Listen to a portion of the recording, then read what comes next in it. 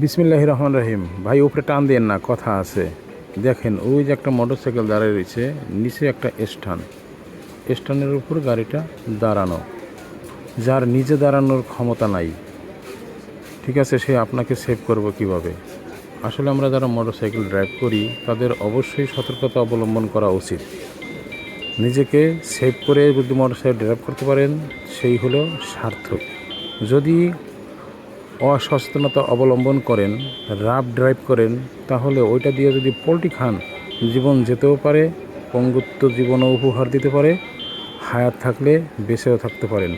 ওইটা অনেক প্রয়োজনীয় জিনিস, মানলাম, অনেক প্রয়োজন আছে ওইটার, ঠিক আছে, আপনার সময় বাঁচাবে, আপনার প্রয়োজন মিটাবে, সব কিছু ঠিক আছে।